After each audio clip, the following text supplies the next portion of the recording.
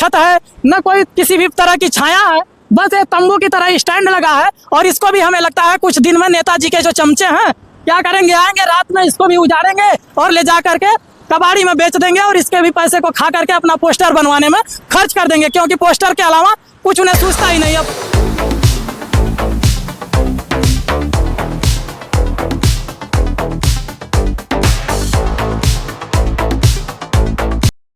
नमस्कार साथियों, आप सबका NAST न्यूज में बहुत बहुत स्वागत है। अभी चुनावी नतीजों के बाद जो नेताओं का काम है, सबसे पहले उनका ये काम हो रहा है कि जो लोग सांसद बन करके आए हैं पूरे सड़कों के किनारे किनारे अपना बड़ा बड़ा पोस्टर बैनर लगवा करके टांग रहे हैं कि सांसद जी को जीत की ढेर सारी शुभकामनाएं, ढेर सारी बधाइयां।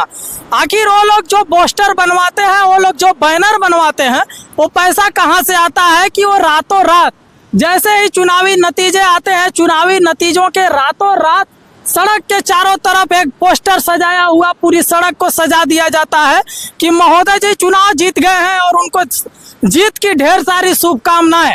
और ये पैसे कहाँ आते हैं, कहाँ से जाते हैं और कहाँ चले जाते हैं, आपको दिखाई देता है कि नहीं देता है? यही तो सबसे बड़ा सवाल है कि सांसद जी काम क्या करते हैं। 5 साल का समय दिया जाता है, 5 साल में गलियों की मरम्मत नहीं होती है। और हमारे पीछे ये आपको सबसे बड़ा समस्या दिखाई देता होगा, ये जो बस स्टैंड है आपको दिखाई दे रहा है कि नहीं, अब पता नहीं। नेताजी को तो 5 साल में नहीं दिखाई दिया। आप देख करके बताना कि पीछे जो ये बस स्टैंड दिखाई दे रहा है पूरी तरह से खंडहर में तब्दील हो चुका है।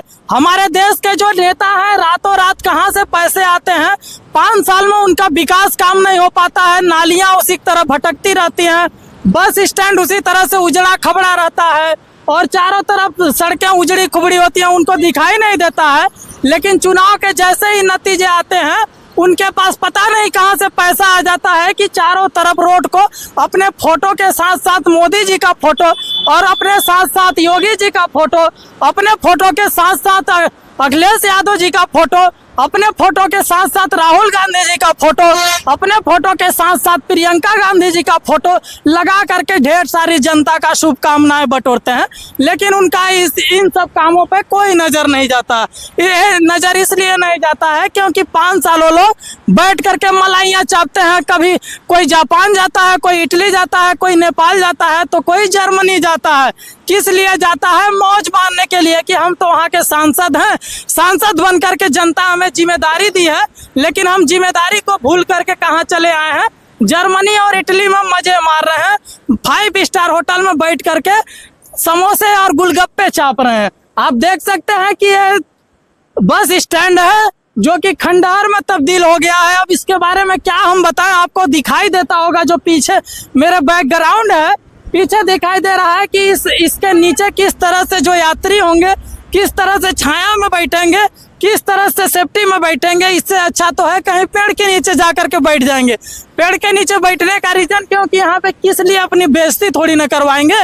यहाँ पे बेइज्जती इसलिए कह रहा हूँ क्योंकि इसके ऊपर न छत है, न कोई किसी भी तरह की छाया है, बस एक तंबू की तरह स्टैंड लगा है। और इसको भी हमें लगता है कुछ दिन में नेताजी के जो चमचे हैं क्या करेंगे, आएंगे रात में इसको भी उजाड़ेंगे और ले जा करके कबाड़ी में बेच देंगे और इसके भी पैसे को खा करके अपना पोस्टर बनवाने में खर्च कर देंगे, क्योंकि पोस्टर के अलावा कुछ उन्हें सूझता ही नहीं है। 5 साल का चुनाव नतीजे आ गए, 5 साल बाद फिर से आएंगे, फिर चुनाव जीतेंगे, फिर से पोस्टर लगवाएंगे।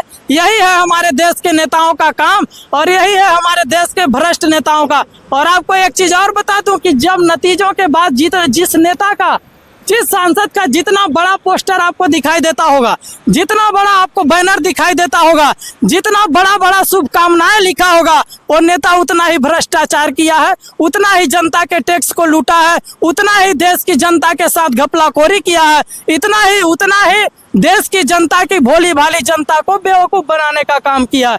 आप देख सकते हैं कि यहाँ पे बैठने के लिए टेबल बनाया जाता है। यहाँ पे देख सकते हैं 1 2 3 4 5 6 स्टैंड पे खड़ा टेबल। यहाँ पे आप देख सकते हैं कि एक भी स्टैंड यहाँ पे मौजूद नहीं है। इसका मतलब जो यहाँ पे स्टैंड था, नेताजी के जो चमचे हैं, नेताजी के जो कार्यकर्ता हैं, उसको उखाड़ करके बेच दिए। क्यों बोलेंगे नेताजी के चमचों को? क्योंकि इसको बनवाने की जिम्मेदारी और इसको सुधरवाने की जिम्मेदारी किसका होती है? हमारे देश के जो जनप्रतिनिधि होते हैं, जनप्रतिनिधियों का काम है कि जो भी समस्याएं हैं उनका सभा रहते सही सलामत बनाया जा सके, ताकि हमारे देश की भोली भाली जनता को सही सलामत उनको छाया मिल सके, उनको सुविधा मिल सके। इधर आपको दिखाई देता होगा और इधर दिखाई देता होगा। दूर से आप दिखाइए कि ये पूरा जो छाया है, जो पूरा ये बस स्टैंड का ये तंबू बना है, पूरी तरह से उजड़ करके अब हवा में गया है कि इसको ले गए हैं, अब पता नहीं, लेकिन लगता है कि इसको भी कुछ दिन में खत्म कर दिया जाएगा।